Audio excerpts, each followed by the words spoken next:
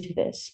In March, I was in jail for beating him up. I'm hopeless, frustrated, and exhausted, and I'm done. Sir, I'm mentally, ma'am. I'm in, All right. in middle school. I didn't pass. I'm not educated. I need to speak to me like a toddler. I would understand that better. Thank you. Sir? Devin Miller. All right. And Ms. Mahmood, is she here or no? Yes, she is here, but I think she's having some difficulties right now. Your Honor, we haven't received a payment since the last time we were here. It's $26.65 total. 25.65. I'm sorry. 25. Oh.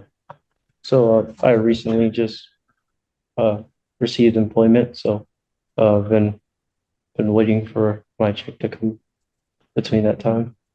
I have a note that $1,000 was going to be paid. I don't know why. $1,000?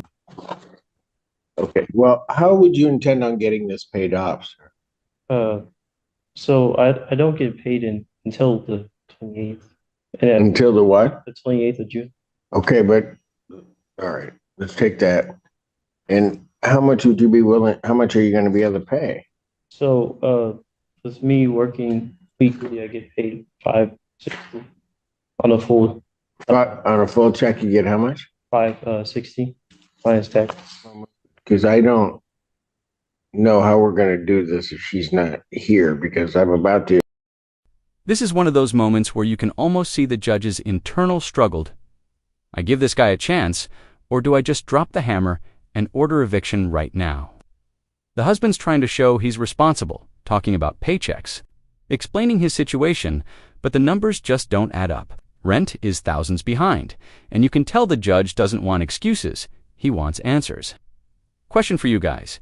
If you were the landlord here, would you give him more time, or is it eviction? Plain and simple. Let me know what side you're on, because this one really puts fairness versus responsibility head to head. I mean, my inclination is to issue a judgment. Well, we've been having some difficulties in being uncooperative. Pardon?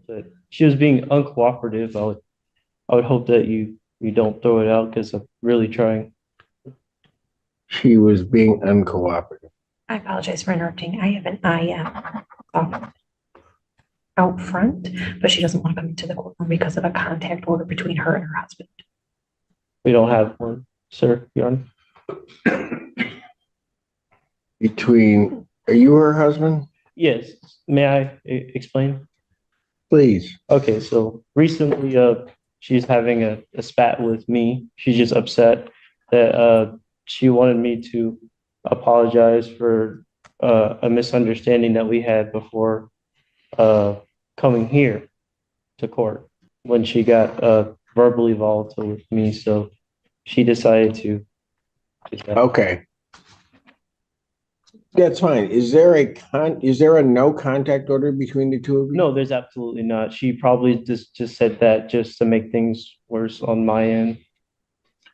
Well, they couldn't get much worse. Yeah, I don't. I'm not really sure. She can be very vindictive. Okay, so let's not say that out loud. Okay. Can you go down the hall and Sign her into Zoom? no? She's here. Yeah, well, ask her if she's going to participate in the hearing. Him over here. Sir, you have a seat over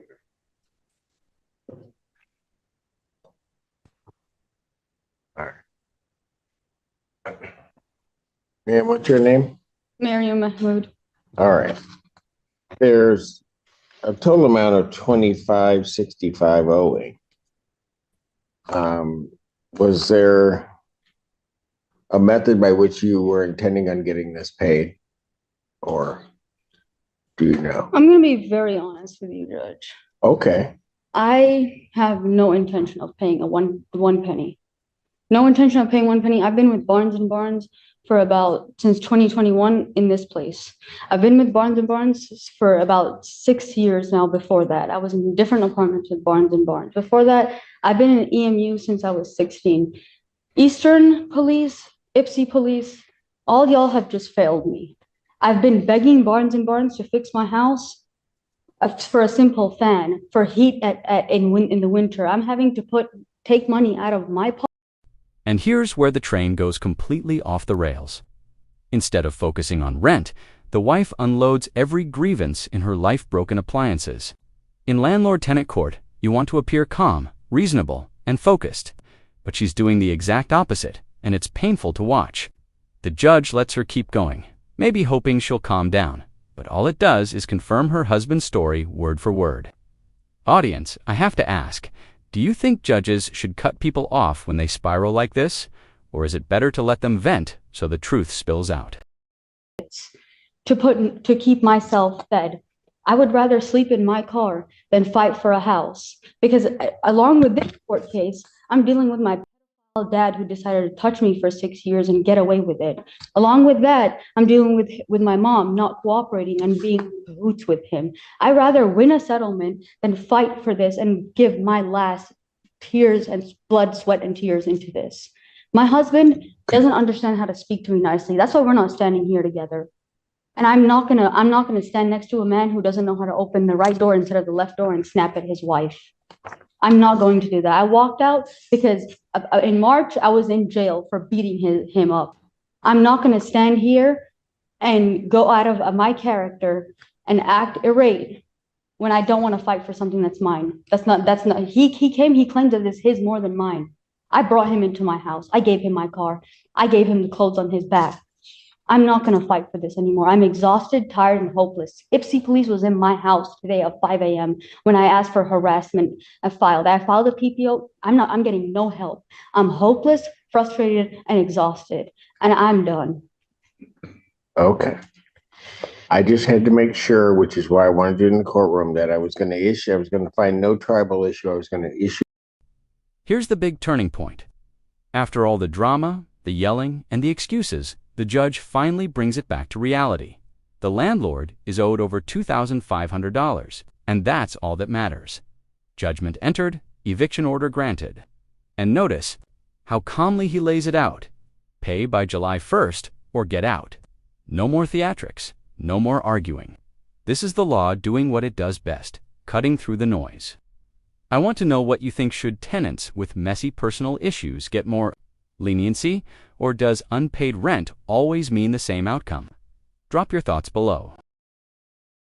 To the plaintiff, and I just wanted to make sure that you understood what the court was doing, which is why I wanted you here.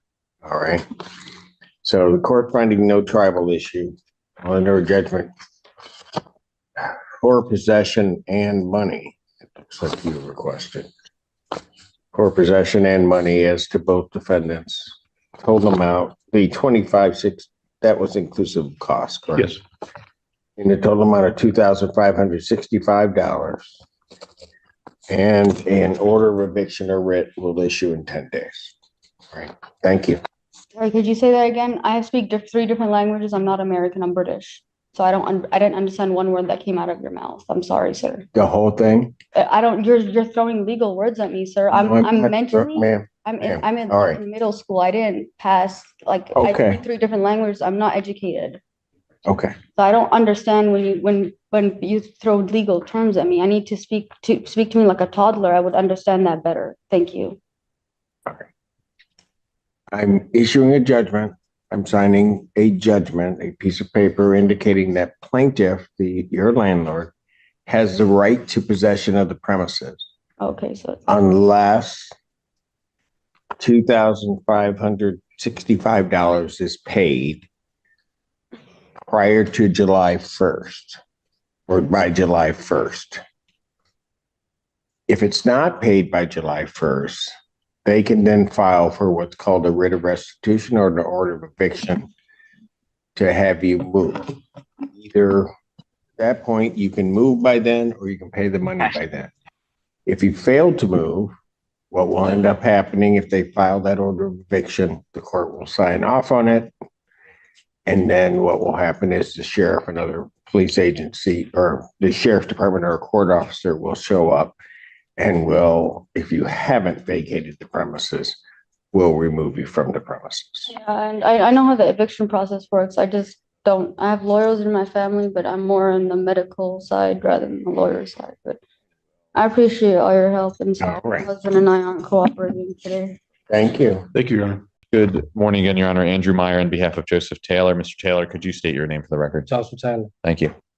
Your Honor, this is time and date set for a probable cause conference. This time we're asking the court to set this for the next available preliminary exam date. Discovery is complete. To my knowledge. People had their witnesses available the second.